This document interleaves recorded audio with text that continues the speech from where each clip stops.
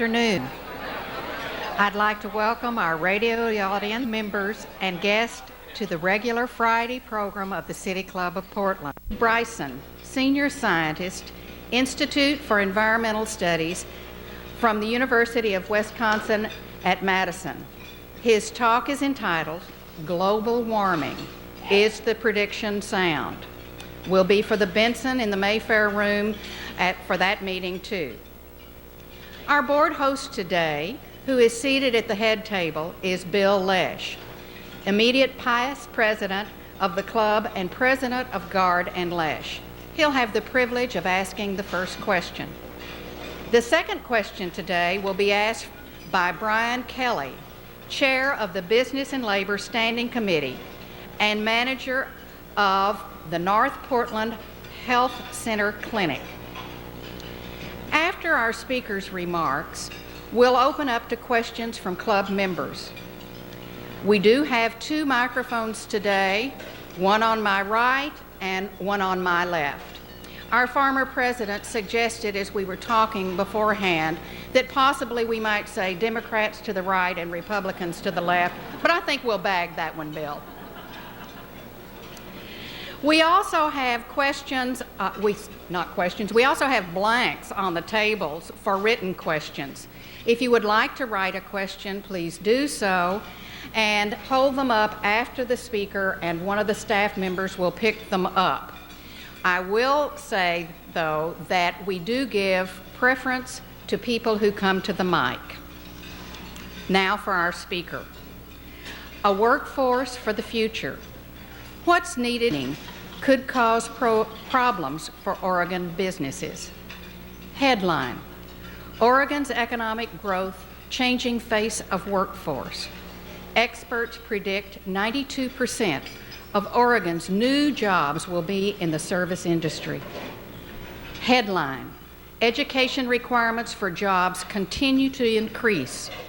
The only way to reverse stagnating productivity and declining real wages is to increase productivity. U.S. Secretary of Labor Elizabeth Dole hopes to help us solve the crisis we're facing.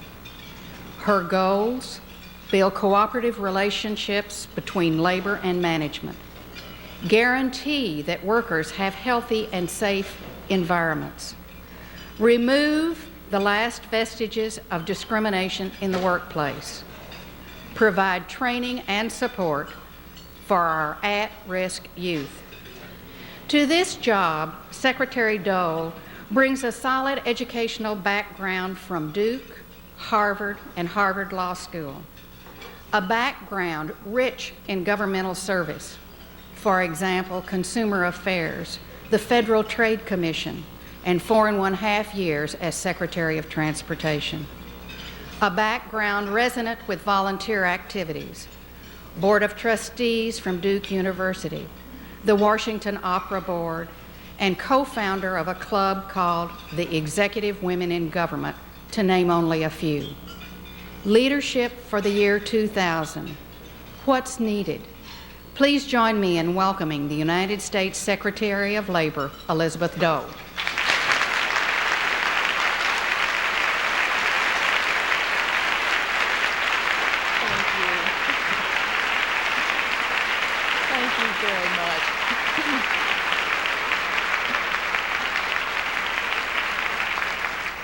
Thank you, ladies and gentlemen, for that warm welcome. And Mary, thank you so much for your kind words of introduction. What a pleasure it is to return to the fresh air of the Pacific Northwest and to meet with a group which has a reputation for fresh thinking in guiding public debate.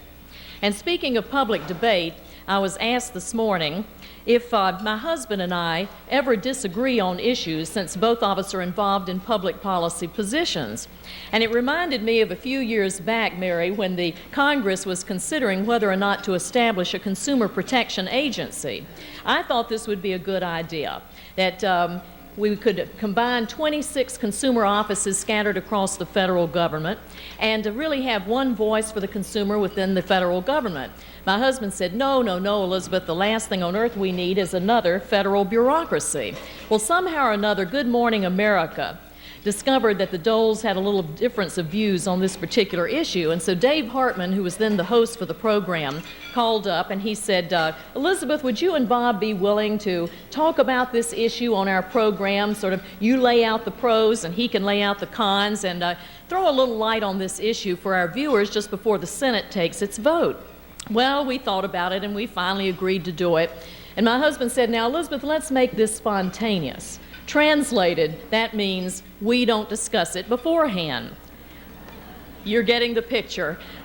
Ladies and gentlemen, this was probably the most spontaneous event in the history of television. I, for one, forgot there were millions of people out there watching.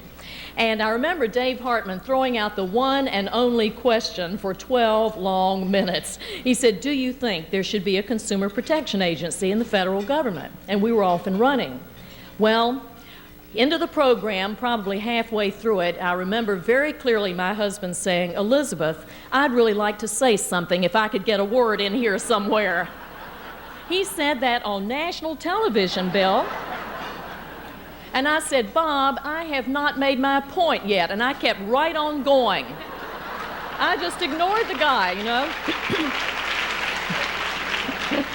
Well, when we finished this program, as you might imagine, we got quite a bit of mail. There was one woman who wrote to my husband and said, Dear Senator Dole, if you want to get anywhere in politics, if you want to get reelected, you'd better get your wife to shut her mouth. That's exactly what she said. And then there were those who wrote to me and said, you're right, he's wrong. How could he have such a dumb opinion? But the letter that I'll save for posterity is the man who wrote in and said, I do hope you'll soon be able to resolve your marital difficulties.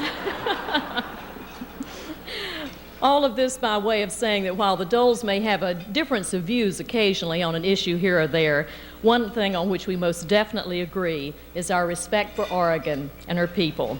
Both Bob and I have been fortunate to travel to Oregon a number of times, and I especially remember a journey to Seaside and the beautiful Oregon coast.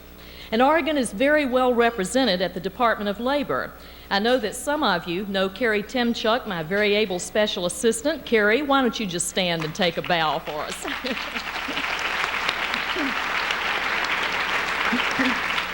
And Jenna Dorn, my Assistant Secretary for Policy, is from Oregon. I wish Jenna could be with us today. She's also a very close friend and advisor.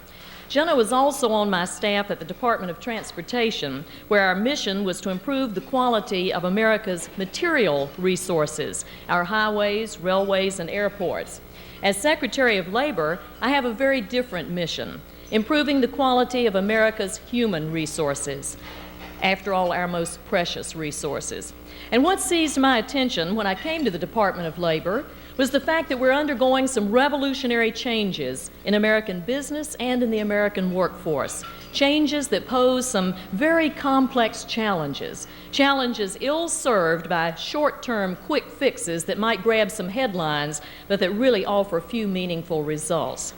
At a time when the United States faces the stiffest international competition in our history, the basic skills of our workforce are eroding at an alarming pace. Indeed, ladies and gentlemen, America faces a workforce crisis. Many in our labor force are simply unready for the new jobs, unready for the new realities, unready for the new challenges of the 1990s. Today's jobs are more complex. They require better reading, writing, reasoning, much more math and science. Over half the jobs in our workforce will soon require education beyond high school, and almost every job will demand a solid foundation of basic skills, a foundation sadly lacking in far too many of America's youth. Each year, almost 500,000 of our young people are dropping out of high school and are functional illiterates. Many of them cannot even read their diplomas. And many will become obsolete due to rapidly changing technology. Can we turn things around? Can we build a quality workforce? You know we can. Over again that they have the talents and the capabilities to compete with anyone in the world, and with our help, they can do it again. What I want to do is make a difference in a number of ways, including refocusing the Job Training Partnership Act to deal with the most economically disadvantaged and least skilled Americans. We want to provide not just training for a job, but basic skills, literacy, remedial education, counseling, a total support system for a lifetime of productive work. And I'm pleased to report that the House and the Senate committees are nearing markup on our legislation, and we look forward to passage early this fall. This legislation would also involve an individual assessment for each young person with a service strategy, and we'd follow their progress after they enter the job market 6 months later, as well as a year later, to determine if they're still there and how they're progressing. So it's a much more in-depth training program. How inspiring it was, by the way, to visit the Portland Summer Training and Education Program known as STEP earlier this morning. STEP is a program that can serve as a model to others. It's a program that targets low-income students ages 14 to 16 who are at risk of dropping out of high school. The summer program involves 300 students who spend weekday mornings in the classroom studying reading and math and computers and life skills class that covers the realities of teen parenthood. And then in the afternoon, these students work in supervised public service jobs, learning maturity skills like punctuality and interpersonal relations and problem solving. STEP is absolutely on target in drawing a strong connection between what happens in our schools and what happens in our workplaces. Businessmen and women tell me constantly that they have jobs, but the young people coming out of school simply don't have the skills to fill those jobs. They tell me that a high school diploma simply doesn't say much about a young person's basic skills in areas like computer literacy and problem solving and communications, let alone the more traditional reading and math skills. I believe that a credential is needed that more readily communicates to employers what a young person knows and can do. So I've recently appointed a Blue Ribbon Commission chaired by former Secretary of Labor Bill Brock. And I believe that this Blue Ribbon Commission of business leaders and labor leaders and education leaders will be able to hammer out national competency guidelines that reflect work readiness. That's their mission. And I'm very proud to have Bill Gregory of Oregon's Gregory Forest Products as a member of this commission. Now, these guidelines will serve as working definitions of what skills employers require on the job. Local schools and educators, as well as training programs, can use these guidelines to help develop relevant curriculum for promotion and graduation. Once these guidelines are published, I hope the members of the Portland City Club will take them to your local school boards and ask, are we here? Are we meeting these guidelines? And if not, why not? This commission is just one way in which I'm attempting to help the nearly 50% of our high school graduates who don't go on to higher education. The United States is one of the few Western industrialized nations without a formalized school-to-work transition. Our workforce is growing now at a rate of only about 1%, and that's the slowest rate of growth in nearly 40 years. And we expect this annual slow rate of growth to continue until the next century. Given this slow growth, we simply can't afford to sit idly by as young people move from low-paying job to low-paying job without receiving any meaningful training that can lead them to a successful career. I recently convened the first ever national conference on the school-to-work population. At this conference, education, business, and labor leaders highlighted new school-to-work transition programs and pledged to join together in a series of demonstration grants that I'll soon award. My office has been in contact with Norma Paulus, your new Superintendent of Public Instruction, on all of these issues, and I look forward to working with her in the near future. Assisting at-risk youth and forgotten youth would be my top priority, if only to turn these young lives around. But there's another reason as well, the economic reason. It's imperative that businesses have a skilled workforce if we're going to be able to compete effectively in an ever more complex global market. And it's very much in the vested interests of business to assist us in these efforts. That's why I'm trying to mobilize the business community to allow 10% of their workforce the leeway to become involved as mentors for at-risk youth. You know, there's nothing that means more in a young life than that special one-to-one relationship, the fact that someone really cares. And we have thought about this for over a year. What would be the proper challenge? What could really make a difference for the business community to assist us in these efforts? And we really feel mentoring is right on target. It makes such a difference, and it can turn so many young lives around. And it's delightful when you meet up with a chief executive officer who says, yes, I have 19,000 people in my workforce. I will sign a pledge card that 1,900 of them will serve as mentors in the schools. And we're going to be keeping up with these companies, and next year we'll hold a conference to share experiences over this year. Achieving a quality workforce also requires us to move beyond programs for our future workers to those who are currently employed, because, as I've said, 2/3 of those who are working now will still be in the workforce in the year 2000. We know that work-based training raises productivity and wages. We know that trained workers are less likely to quit their jobs or to be laid off. And we know that if they are laid off, they experience shorter unemployment periods than those who receive no on-the-job training. A leader in this area is the construction industry, which has an outstanding training program based on apprenticeship. Workers receive training and instruction which are widely accepted and which serve as portable credentials. Employers throughout the industry then know precisely what skills job applicants possess, and the process of matching employees with employers is greatly expedited. I believe this principle can be adopted by other occupations, including many in the rapidly expanding service industry. So I'll soon be appointing another advisory board, this one on work-based learning, again comprised of high-level officials in business and labor, to develop and accredit apprenticeship training throughout fields other than those that use this concept now, which is primarily construction, printing, and machine crafts. And as I say, I believe that we can expand this to the rapidly expanding service industry. In speaking of our programs to protect the jobs of our present workforce, I would be remiss if I didn't mention Oregon's timber controversy.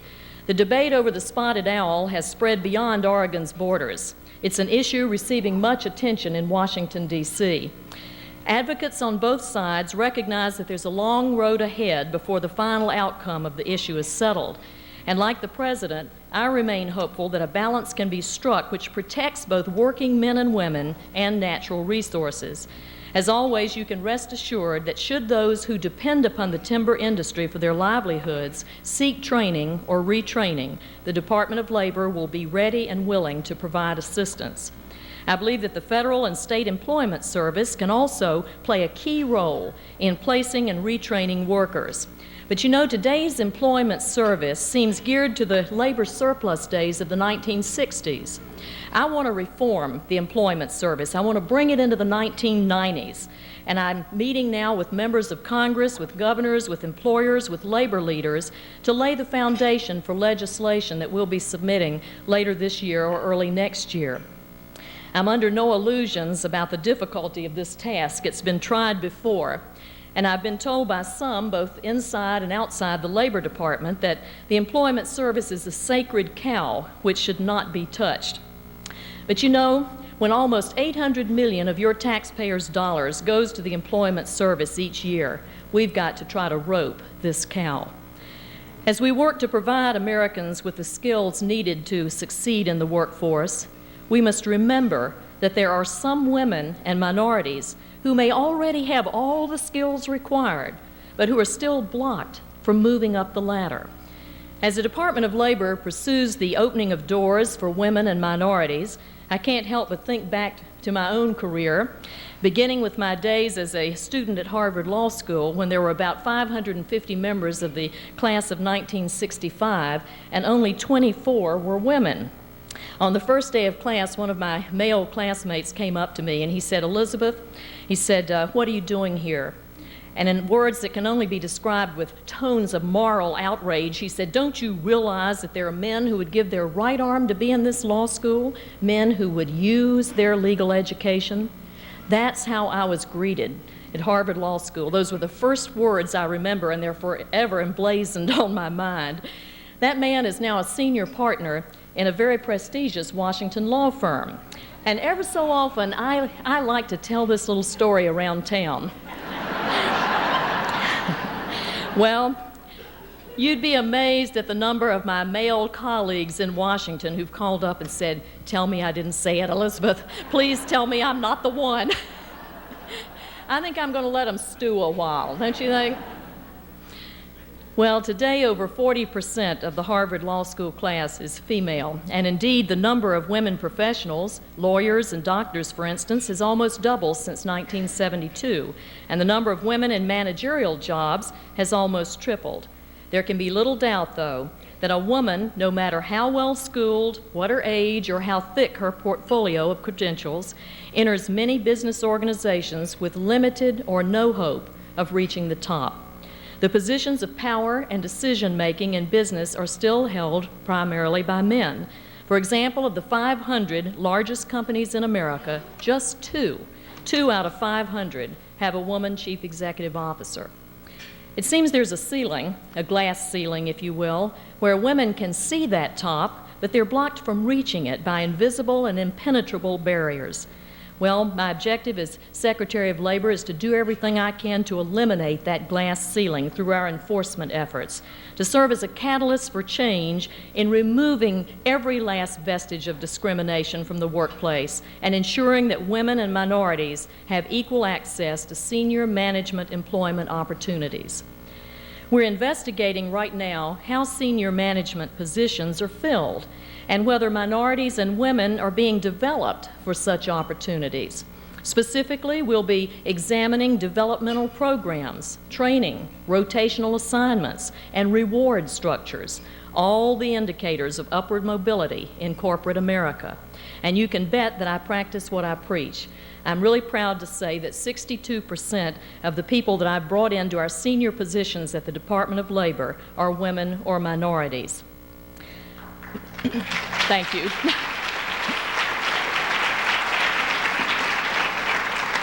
Breaking down barriers and building a quality workforce are goals that can only succeed if labor and management work together. I've made a concerted effort this past year to strengthen such relationships. When I traveled to the coal fields of Southwest Virginia last fall to witness firsthand the bitter labor dispute between the Pittston Coal Company and the United Mine Workers, I saw a community that was literally torn apart, family against family, and sometimes even brother against brother. It was incredible. Great deal of emotion that day and tears on both sides. I used the good offices of the Secretary of Labor at that point to facilitate the collective bargaining process. And despite the fact that my husband was waiting for me in Florida, I celebrated my most joyous New Year's Eve ever when at 10 p.m. the parties reached a settlement. It was really euphoria, and they vowed to build a strong, positive working relationship based on that agreement. I believe that Pittston and the United Mine Workers understand that the economic challenges we face as a nation demand the full energy and talents and commitment of every American in management and labor. Today's marketplace requires flexibility and a quality product. The only sure way to achieve quality and flexibility is through cooperative labor management relationships where decision-making is pushed to the lowest level and those who know best how to do their job are empowered to do so. Portland can take pride in PIC, Partners in Construction Cooperation, which unites labor and management in sharing information, ideas, and responsibility for delivering a competitive quality product. Because labor, management, and the customer worked as partners, PIC projects are completed ahead of time, under budget, with zero defects, and an accident rate far below established goals. That's what we're after. Upgrading the skills of our workforce, removing barriers that block employees from reaching their potential, cooperative relations between labor and management. I believe that if we fail to reach these goals, then America's economic future will be in doubt. For in the final analysis, progress can only be achieved if business regards people not as a cost, but an investment worth training, worth safeguarding, worth nurturing. Our human resources, as I've said, are our most precious resources. And as we prepare to meet our challenges, let us take heart from the words of a great president. Almost 100 years ago, Teddy Roosevelt confronted a new century and he said, "We are face to face with our destiny, and we must meet it with a high and resolute courage. for ours is the life of action, of strenuous performance of duty. Let us live in the harness, striving mightily. Let us run the risk of wearing out rather than rusting out. Together, we will run that risk, and in doing so, we will ensure a future of full employment and fulfilling employment, a future where America's best days are yet to come. Thank you very much. God bless you. Thanks, Mary. I'll just stay right here. Okay.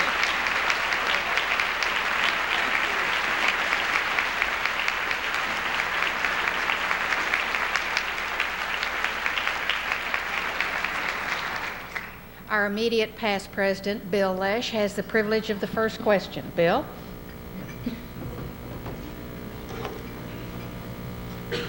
It seemed only appropriate when we had someone of Secretary Dole's level of knowledge and expertise to go to the highest level possible to find a question that was appropriate.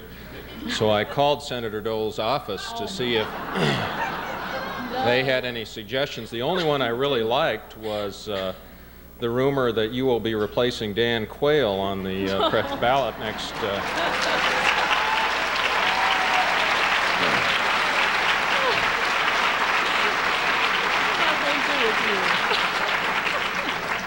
But since if I ask that question, there might be more problems at home than I care to deal with, let me ask your office just recently required business to require its employees to wear seat belts. Would you comment on that action and why the Secretary of Labor and that department took that action, and also on our initiative which has just reached the ballot on seat belts here in Oregon?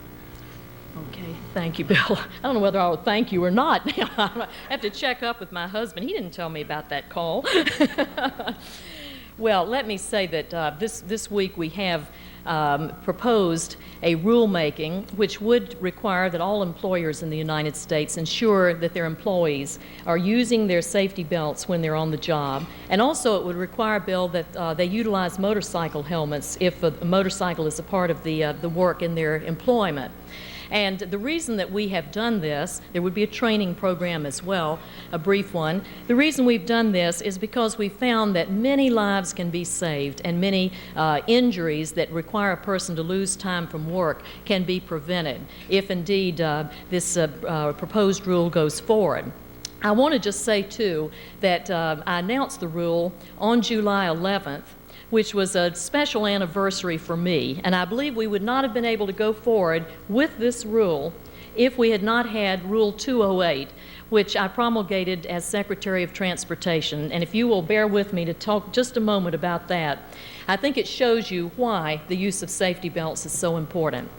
Back in 1984, the rule that we then put into effect required that by 1989 model year, all new cars would have either an airbag or a passive restraint, a belt on the door, unless in the meantime 2/3 of the population of the United States was covered by state safety belt laws that met our federal criteria.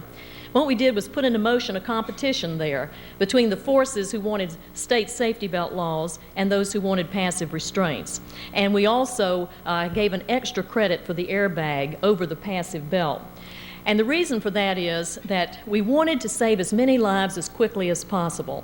The way to do that was to get people to use what's already in their cars, because it takes about 10 years for a new car fleet to turn over with new equipment. But the safety belts are there if people will simply use them. And we had statistics that showed how many lives can be saved when people are belted instead of crashing through that windshield, often suffering, becoming a paraplegic as a result. They're very serious accidents. And I'm happy to say that the results over the years since that rule was put into effect are that we went from no states with safety belt laws to 36 states today and the District of Columbia. And as a result of that portion of the rule, about 20,000 lives have been saved and hundreds of thousands of crippling injuries have been prevented.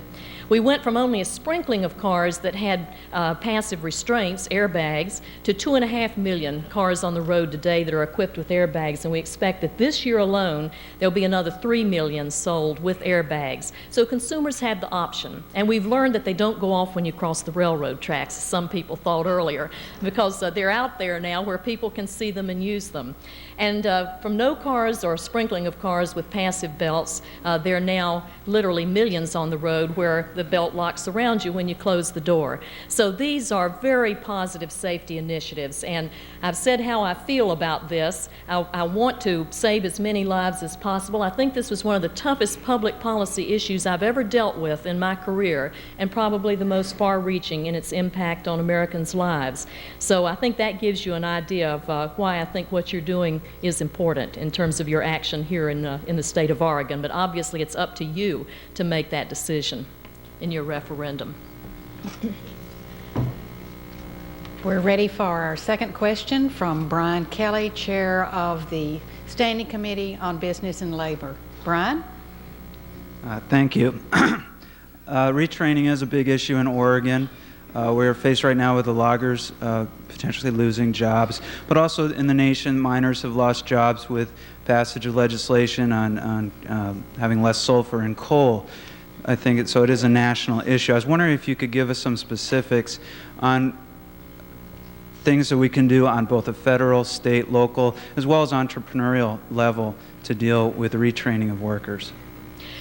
First of all, let me say that we do have several programs that are available, and I mentioned the timber industry, and in the future, when we are approached by the state for assistance, we will certainly be there. Already we've been requested to come to Oregon and to meet with various officials and to look at the situation.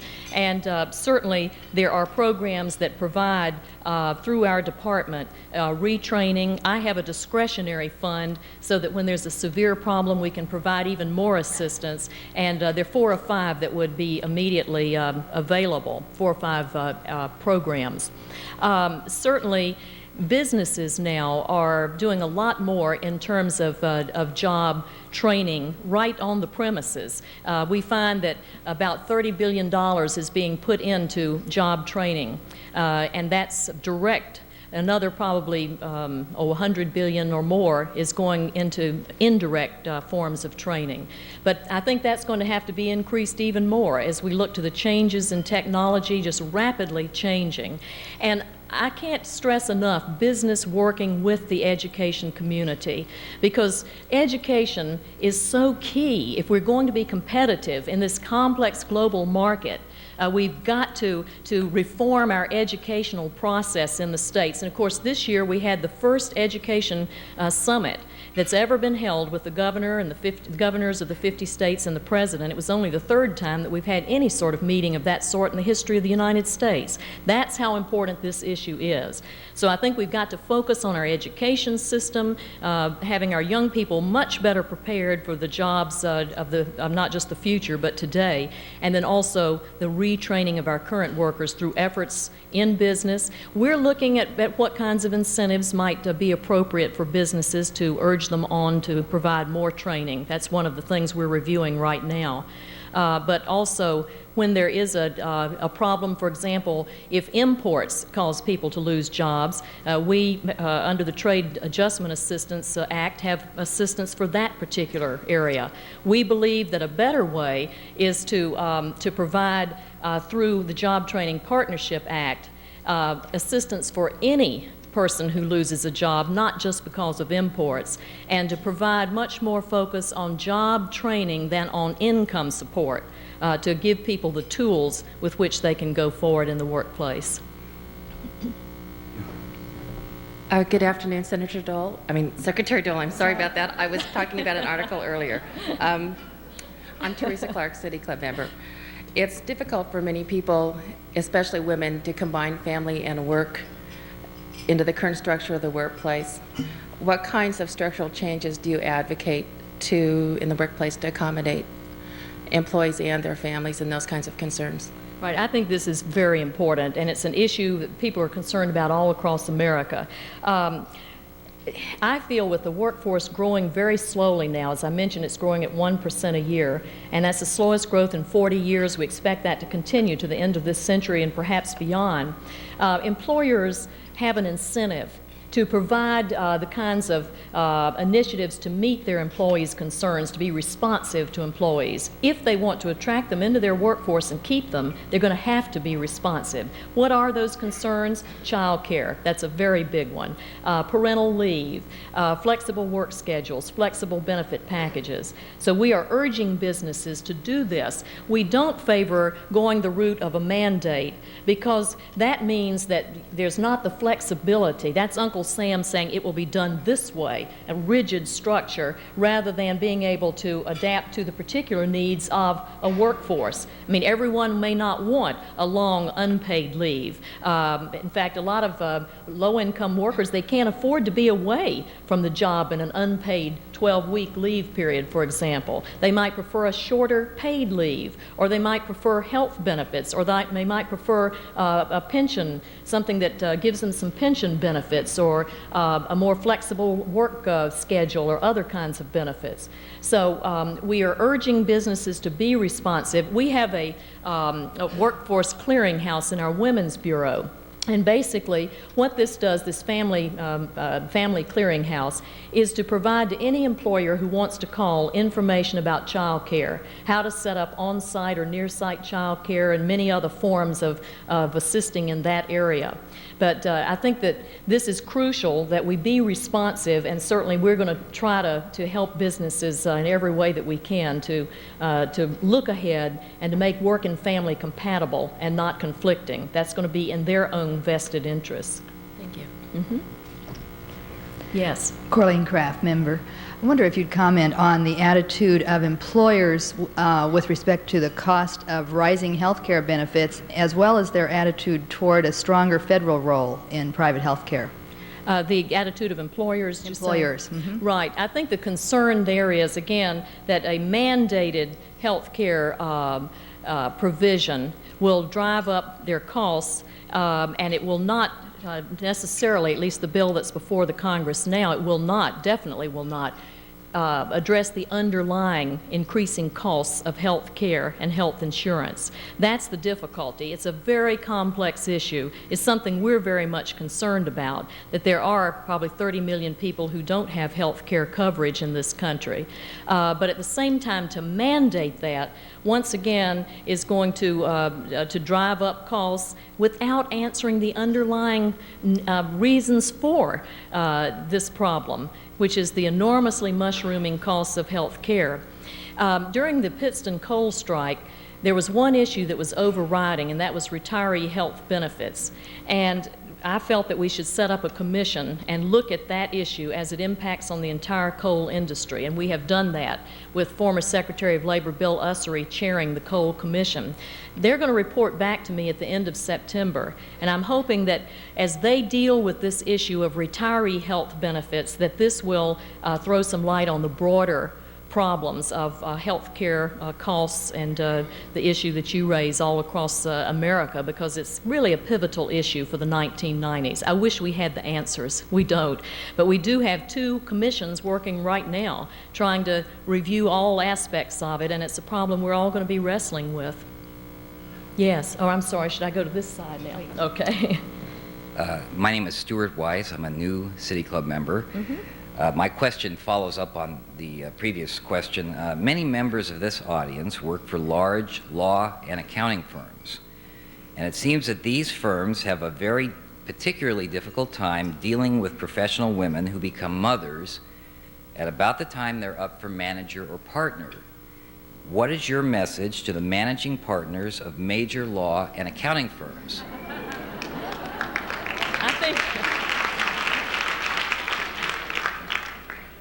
I think you better have a plan that can accommodate the needs of these families, because if you do not, you're going to lose some very talented women from your firm. And we have in my department right now, in fact, Jenna Dorn was one of the women who recently had a child and was out for about 10 weeks and is now back and on the job. And I think we have to provide that flexibility, or we're going to lose resources that we very much need in this country today. That's something that a woman has to work out in her own her own life in terms of what point she's going to have a family and how she's going to manage it. But I do think the flexibility is in your interest and in the woman's interest to be able to move forward in a career and also have some time for a family. By the way, the parental leave bill that's before the Congress right now, I feel, again, being a mandate is not the best way to go, because for those who offer short-term disability benefits, maternity leave is already included. By law, it must be included, and that covers 89% of current employees. So again, I think the flexibility is important, and there are ways to work this out. Otherwise, we lose some of our most important resources, our human resources.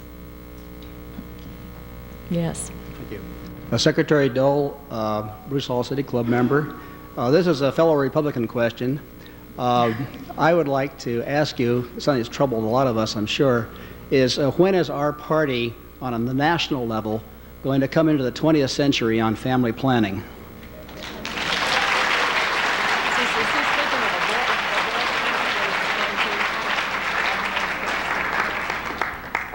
Is this the abortion question, or what specifically are you? No, it's not a specific one. It seems that both on international programs as well as American or U.S. programs, the administration for some 8 years or so has basically negated all efforts and cut budgets and so forth. So it's a generalized question of philosophy.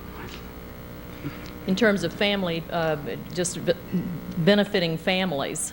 Family planning as it's generally understood, and yes, where the abortion question is even whispered about, that is indeed the end. Well, I think this again is an issue where I think our party is certainly broad enough to incorporate a number of views. There's no litmus test, and I think we do have a number of people who both are pro-choice and pro-life within the Republican Party, and we are big enough and broad enough to incorporate a number of views, and that's the way I think it should be. Well, maybe the follow-up might be: is there any grouping within the administration you'd care to talk about that may feel strongly that we should reverse course as a party? Well, I'm not sure I'm really getting the exact thrust of your question here. Basically, in terms of caring about the family, I think this administration has underway any number of initiatives that are absolutely focused on the family, are focused on, for example, providing for young people the best kind of education. We're trying to help at-risk youth. We're trying to go after the drug problem. We're very much involved in any number of issues that affect at-risk youth. This, I think, is something that we've got a good record on. I think we're doing well in this sense. And as I say, as far as the abortion issue is concerned, that's a matter that's a personal matter. It's up to an individual to make that decision. And I think our party is able to accommodate for a range of views. Mm-hmm.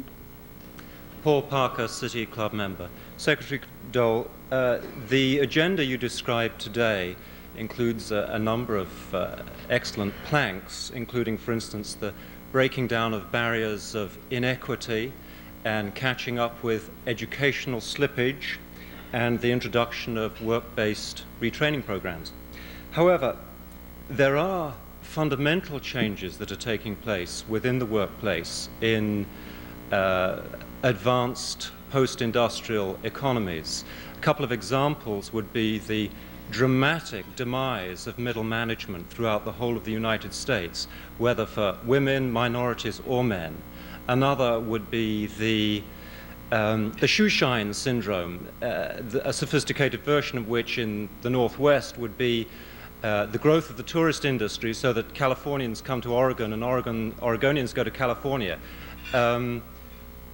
These represent major fundamental changes in the way people are going to earn their livelihoods in the 21st century. They're not to do with inequity, they're not to do with educational slippage. What can we do, what can the government do to advance our thinking quite radically into this new paradigm of time use? Yeah. I think we need quite a bit of time to explore that one. What are you doing after this lunch? Package to California. If you're speaking of the mobility and the, what I have tried to bring out, it's implicit in some of the things that I said, is that the technology is changing so rapidly that, in the past, an individual, for example, might expect to spend their entire life, their entire work life or career in one job, perhaps with one company. Today, that's all changed, and we anticipate it may be 8 different jobs that a person would hold in their work lifetime. And that's why I think it all does come back to the kind of basic skills and foundation that one gains in order to be adaptable and to be able to move from job to job in various positions throughout a work lifetime. We're a very mobile country. I'm not sure if I'm getting exactly to the point that you want me to answer, but there is an argument, and it's a strong argument, that really there isn't the same amount of work to be done that there used to be, because technology has in so many ways replaced people. Well, could I recommend, for instance, that America had much longer vacations like the West Germans do?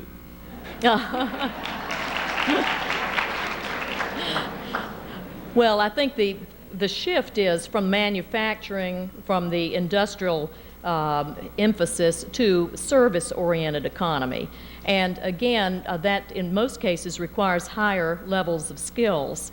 The manufacturing jobs, for example, from 1950 to 1989, our manufacturing jobs have dropped from about 34% of our total jobs to about, I think it's about 18% today. And yet at the same time, the number of manufacturing jobs has grown in that period of time from 15 million to 19 million, but the pie is shrinking in terms of the manufacturing portion of the pie. That's shrinking in the overall pie, and the jobs are in the service industries now. And they vary greatly. They're in finance, and they're in health care and government and transportation and a whole range of jobs. But I think it comes back again to the fact that, we're creating more and more jobs. From 1982 until today, we've created 22 million new jobs. This past year alone, about 2 million new jobs, 2.5 million. So the job growth is continuing. It's more in the service industries, and there's a range of jobs there, but again, most of them require higher levels of skills and much more in the way of math and science and reasoning and communications and so on. And that's what we're trying to stress, to close that skills gap and to prepare people for those jobs, not just to the future, but today. Charlie Davis, member. This question has to do with discrimination against women and minorities in private organizations and clubs.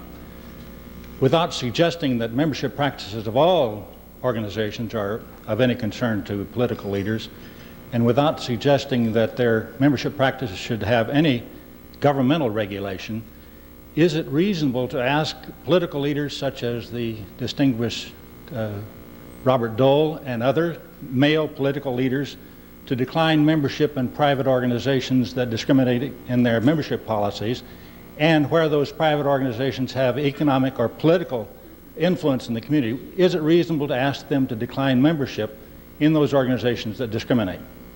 I think that is, I'm going to do everything in my power in my job to eliminate vestiges of discrimination, but I think that is more a personal decision. And I would hope that our leaders would make that decision, but I don't think in terms of requiring them, I think that's a personal matter, that you want to make a stand and say, I'm not going to belong to a club that discriminates, that doesn't permit women in this club, a club that's traditionally been all male. I would hope they would, but I think that's a decision, for example, for Bob Dole to make on his own, in his what his conscience tells him to do. Are you suggesting it's inappropriate for me to ask him to make it? Yes, I'm saying I think that's a person's own decision to make as to whether or not they should belong to a club that discriminates. I mean, you're saying, in other words, let's say the club has been Burning Tree in Washington, which has been all male as far back as you can remember, and whether or not they open their doors to women, and whether or not Bob Dole says, I'm not going to belong to that club because they don't permit women, he would do that. He would say, I'm not going to join, they don't permit women. He's done that in the past in several instances, but I think that's his decision to make. Okay. Linda Peters, City Club member. I want to ask you to comment on employment opportunities for young people in this context. The increased emphasis on child labor laws, protection of abuses of kids in the workplace, while well-intentioned and probably very useful in many situations to actually protect kids, sometimes have unexpected consequences for young people themselves. That is, the lack of opportunity to find work at the age when traditionally, for instance in Oregon, probably a good number of the people in this room picked berries when they were kids. That's no longer possible. The effect is that May we have your question? okay, how do you provide for kids, how do you strike the balance, and what kinds of resources do you have to put into public programs to provide for kids good, positive work experiences so that they do get an opportunity to learn work skills and work habits at an age when that's appropriate for them to do, and if they haven't got that opportunity, they're on the streets getting into trouble? Well, I think that, first of all, everything I'm doing is designed to help young people to get positive work experiences, but in jobs that are safe, that don't require them to work overlong hours, that take them away from their education, because we want them to have that basic education and that foundation for a lifetime of productive work. And if they're working from very early in the morning until very late at night, and they're in areas that are dangerous, or using particular machinery that's hazardous, that should be prohibited. I think that the hours and the age that are set out now in our laws are reasonable. Basically, what we're saying is that a young person can work under the age of 16, at 14 or at 15 and 16, 14 and 15, if they're in school, they can work 3 hours after school, but not before 7 a.m. or after 7 p.m. And then when they're out of school, they can work 8 hours a day, no more than 40 hours a week, and they can work till 9 o'clock in the evening. But we don't feel that in a number of hazardous industries like manufacturing and mining and some other hazardous occupations that are laid out in the regulations, that they should work in those kinds of jobs until they're 18. So I think that, you know, we're reviewing all the hazardous occupations right now. We're looking at all of our regulations. Some of them go way back many years and need to be revised. But when the child labor violations have gone up 128% in the last 4 years. And we've had our strike forces out looking very carefully at what's happening, and we've picked up thousands and thousands of young people who are minors who should not be working. I think we have to realize that with this slow rate of growth in the workforce, some employers are reaching into prohibited areas for their workers. And children do need to be protected from very long hours or work in hazardous industries that can take away from their opportunities for the future. So there's a balance there, and we're trying to maintain that balance. We want them to have positive work experiences. This will be our last question. Secretary Dole, I'm Gloria Fivas. You have touched on this a little bit in terms of high-risk children. Gang problems are attributed to lack of meaningful jobs for at-risk youth. Has the Department of Labor any proposals to develop jobs to lure youth away from gangs and into the workforce? Yes, indeed. In fact, I've just awarded 7 grants of almost $3 million each. There was a competition for 6 months among many communities in America with planning grant funds, and I just awarded 7 to the areas that are the highest poverty, highest dropout rates, most amount of teen pregnancy, gangs, alcoholism, drugs, and we are targeting our most innovative programs that have been proven to turn young lives around to those areas. The program I saw this morning, the STEP program, is one that has proven itself over and over again to be an innovative, creative, comprehensive program to help young people with a total support system. In changing the Job Training Partnership Act, we're focusing on those who are least skilled and most disadvantaged. Again, providing them much more than just training for a job, just pushing them into a job slot. It's going to be much more in-depth with literacy and remedial education and counseling, because there's a motivation gap as well as a skills gap. And frankly, let me just end with this story, because when I had been at the department for only a short time, I went out to look at our training programs around America and also visit my 10 regional offices. And I came back with a sense of missionary zeal.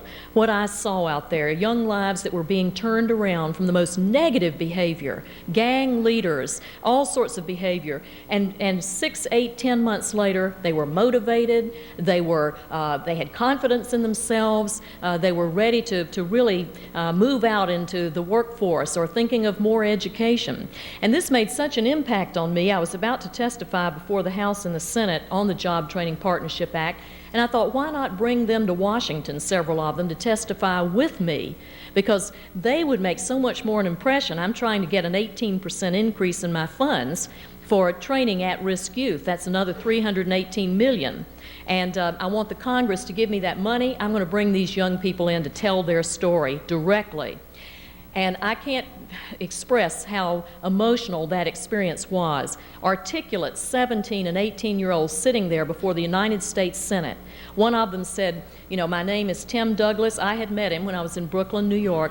And he didn't know I was going to call on him. I had just asked, you know, what caused you to drop out of high school, and how did you find this alternative high school? He said, you know, I was evil when I came here. I was evil. And so he told this to the Senate. He said, I'm Tim Douglas. He said, I went to this alternative school. I was evil. And he said there was one teacher who kept coming after me, and she wanted to talk to me, and I just told her, listen, leave me alone. I don't want anything you have to offer. I don't want to talk to you. And he said she kept coming after me, and finally she got through to me. Well, I think it was Senator Simon broke in at that point, and he said, Tim, who was that teacher? And she stood up in the hearing room, and that hearing room broke into applause, not once, but about 4 times, as other youngsters said, you know, Erica Allen from Atlanta, Georgia, she said, my mother's incarcerated for murder, my brother's on marijuana. And she went ahead to tell her story with the tears rolling down her face, and this strong voice, 17 years old, telling this to the Senate. And when she finished, she said, now I can walk into a room where people make $100,000, and I can hold up my head and say, hello, I'm Erica Carson, and I'm somebody. Well, you know, it just made such an impact on these senators, and this is what we're trying to do, to highlight these young people. I invite them to go on television with me. I want to mobilize the business community to help them, get more mentors going into the schools, because that can make an enormous difference.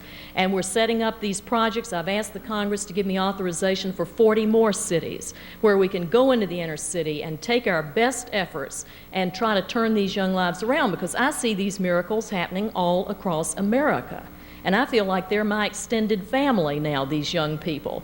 And I really believe in what I'm doing, that we can make a real difference here if we all join together, and we'll see some changes in the problems that we're facing that are so severe right now, all of these social problems. I think that, you know, the self-respect and the independence a job can provide can make a big difference. Sorry for the long answer.